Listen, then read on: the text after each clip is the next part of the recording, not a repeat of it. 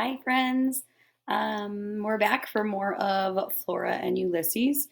Um, and kind of refresh your memory about what happened last time. We met a new character named William. So I want you to think about who is William in the story. And also, Flora's mom found out that there's a squirrel in her house. So, kind of think about how did she feel about Ulysses and what was her reaction when he came into her house? All right. So, we're on chapter 18, which is called A Scientific Adventure. Why don't you let me take the squirrel? Tootie said to Flora's mother. I'll just return him to the wild. If you can call the backyard the wild, said William Spiver. Hush up, William, said Tootie. She reached out for Ulysses. Don't touch it, shrieked Flora's mother. Not without gloves. It has some sort of disease. If you could just get me some gloves then, said Tootie, I'll pluck the squirrel off the lampshade and whisk him out of here and set him free. The kids can come along and it will be a scientific adventure. It doesn't sound very scientific to me, said William Spiver. Well, said Flora's mother, I don't know. Florabelle's father is coming to pick her up for their Saturday visit. He'll be here any minute now, and she's still in her pajamas. Florabelle, said William Spiver. What a lovely, melodious name.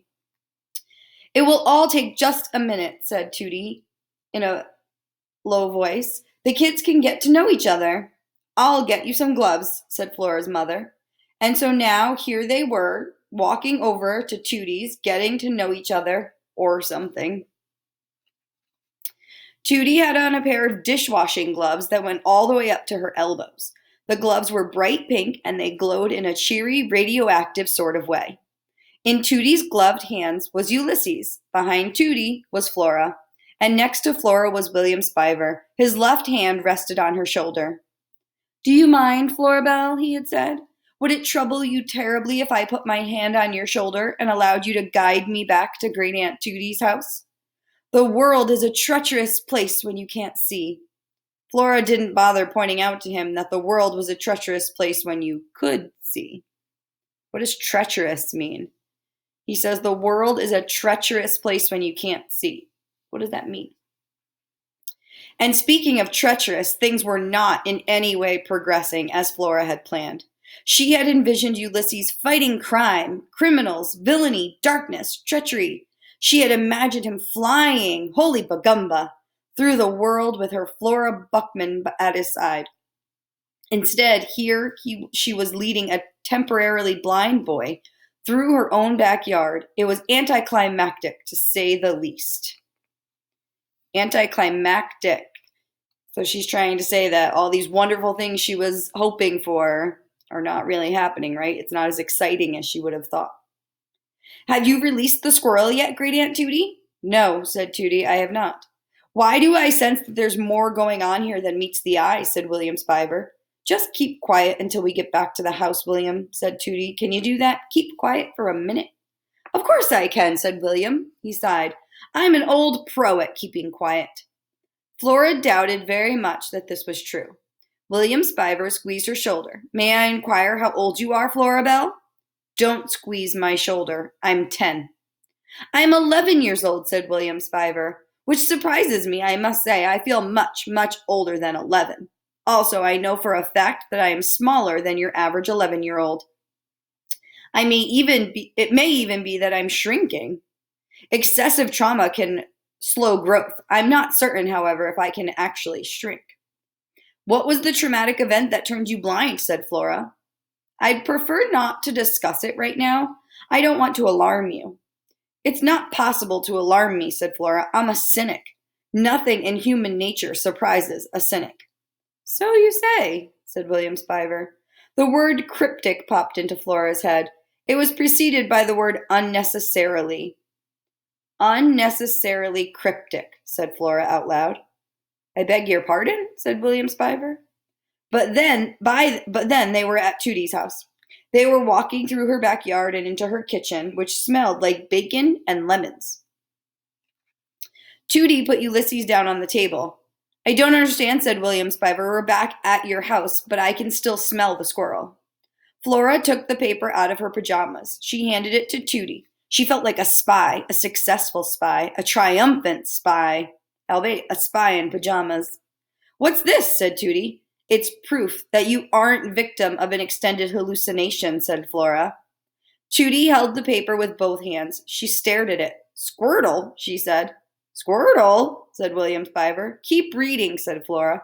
"Squirtle," said Tootie. "I am Ulysses, born anew." "See," said Flora. "What does that prove?" said William. "What does it even mean?" "The squirrel's name is Ulysses," said Tootie. "Wait a minute," said William Spiver. "Are you positing that the squirrel typed those words?" "Yes," said Flora. "That's exactly what I'm doing." "The hallucination extends," said Tootie. "What hallucination?" said William Spiver. "The squirrel as a superhero hallucination," said Tootie. "Surely you jest," said William. Ulysses sat up on his hind legs. He looked at William and then at Tootie, and finally he turned his eyes to Flora. He raised his eyebrows and gave her a look full of questions, full of hope. Flora felt a pang of doubt. He was, after all, just a squirrel. He had no proof that he was a superhero. What if there was some other explanation for those words? Also, there was Tootie's disturbing point to consider. What kind of superhero types? And then she thought about Alfred, how everyone doubted him, how no one except the parakeet Dolores knew what he was, incandesto, and how no one except Dolores truly believed in him. Was it Flora's job to believe in Ulysses? And what did that make her, a parakeet? "Let me get this straight," said William. "You, a self-professed cynic, are saying that the squirrel is a superhero?" The words, "do not hope, instead observe," flitted through Flora's brain. She took a deep breath and she brushed the phrase away. "The squirrel typed those words," she said. "Well," said William, whose hand was still on Flora's shoulder, "why didn't he move his hand? Let's just approach this scientifically. We'll put the squirrel in front of Great Aunt Tootie's computer and we'll ask him to type again." So what do you think is going to happen if they put Ulysses in front of the computer and ask him to type? The inadvertent eye. He sat in front of the machine. It was different from Flora's mother's typewriter.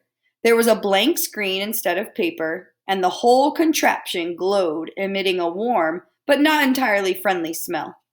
The keyboard was familiar, though, and each of the letters was there, each of them in the same place.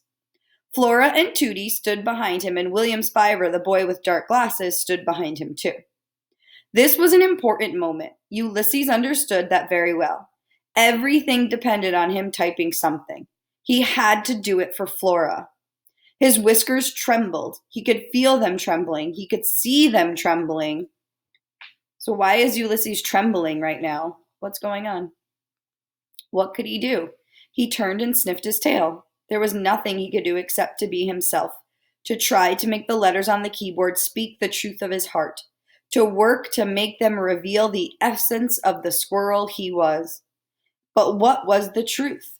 And what kind of squirrel was he? He looked around the room. There was a tall window, and outside the window was the green, green world and the blue sky. Inside, there were shelves and shelves of books, and on the wall above the keyboard was a picture of a man and a woman floating over a city. They were suspended in a golden light. The man was holding the woman, and she had one arm flung out in front of her as if she were pointing the way home. Ulysses liked the woman's face. She reminded him of Flora. Looking at the painting made the squirrel feel warm inside, certain of something. Whoever had painted the picture loved the floating man and the floating woman. He loved the city they floated above, and he loved the golden light. Just as Ulysses loved the green world outside, and the blue sky, and Flora's round head. His whiskers stopped trembling. "What's happening?" asked William. "Nothing," said Flora. "He's gone into some kind of trance," said Tootie. "Shh," said Flora. Ulysses inched closer to the keyboard. Oop, I'm going the wrong way. Sorry.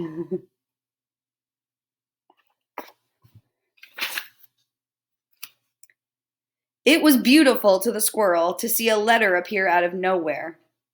"Well, what is it? What's the letter?" "It's an I, William Spiver. But that proves nothing. Of course, anyone can inadvertently hit an I. You don't have to be a superhero to type an I. Would you please hush, William? The squirrel typed. The people waited. Destiny bestirred itself.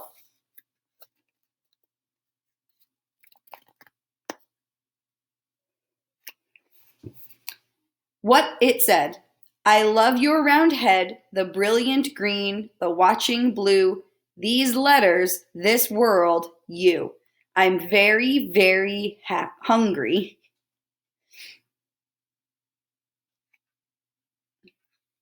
Poetry. They were sitting in Tootie's office. Tootie was on the couch with a package of frozen peas on her head. She had fainted. Unfortunately, she hit her head on the edge of the desk on her way down. Fortunately, Flora had remembered an issue of Terrible Things Can Happen to You, advising that a bag of frozen peas made an excellent cold compress to provide comfort and reduce swelling. Read it one more time, said William to Flora. Flora read Ulysses' words aloud again. The squirrel wrote poetry, said Tootie, in a voice filled with wonder. Keep those peas on your head, said Flora. I don't get the last part, said William, the part about hunger. What does that mean? Flora turned away from the computer and looked at William's dark glasses and saw again her round-headed, pajamaed self reflected there. It means he's hungry, she said. He hasn't had any breakfast. Oh, said William, I see. It's literal. Ulysses was sitting on his hind legs beside the computer, and he nodded hopefully. It's poetry, said Tootie from the couch. Ulysses puffed out his chest the tiniest bit. Well, it might be poetry, said William, but it's not great poetry. It's not even good poetry. But what does this all mean? Said Tootie. Why does it have to mean something? Said William. The universe is a random place. Oh, for heaven's sake, William, said Tootie. Flora felt something well up inside of her. What was it? Pride in the squirrel? Annoyance at William? Wonder? Hope? Suddenly she remembered the words that appeared over Alfred T. Slipper's head when he was submerged in the vat of incandesto. Do you doubt him? Do not.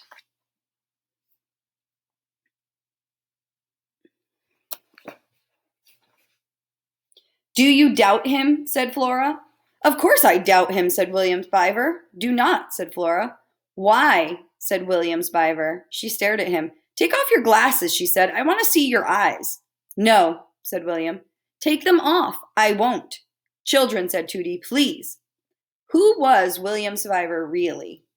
Yes, yes, he was the great-nephew of Tootie Tickum, suddenly suspiciously come to stay the summer. But who was he really? What if he was some kind of comic book character himself? What if he was a villain whose powers were depleted as soon as the light of the world hit his eyes? Incandesto was forever being attacked by his arch nemesis, the darkness of 10,000 hands. Every superhero had an arch nemesis. What if Ulysses' arch nemesis was William Spiver? The truth must be known, said Flora. She stepped forward. She reached out her hand to remove William Spiver's glasses. And then she heard her name. Florabelle, your dad is here. Florabelle, said William Spiver. Ulysses was still sitting on his hind legs. His ears were pricked, and he looked back and forth between Flora and William. We have to go, said Flora. Wait, said William. Flora picked Ulysses up by the scruff of his neck, and she put him under her pajama top. Will I ever see you again? Said William. The universe is a random place, William Spiver, said Flora. Who can say whether we will meet again or not? All right, so some things to think about as, you think about the part of the story you read today. Number one, why did Tootie faint? What happened that caused her to faint and fall to the floor? Another question I have is, so the opposite of a cynic is an optimist. Okay, so throughout the story, there's been a lot of clues, but a cynic is a person who often thinks about the negative, right? And they see bad things that happen and they focus on negative things that have happened. They don't really focus on the positive or happy moments. So the opposite of a cynic is an optimist. And an optimist is someone who sees good things happening and they look for the positive. So is someone in this story an optimist? Okay. And then my last question is, Flora questioned if she was feeling annoyance towards William. Is she annoyed with him, or do you think she might want to become his friend? What do you think? Her mom wants her to become friends with him. Do you think she wants to become friends with him? And what might that do for her? How might becoming friends with William possibly change her attitude or the way that she thinks about things? So, just some things to think about. And I will see you next time for the next section of the book. Have a great day.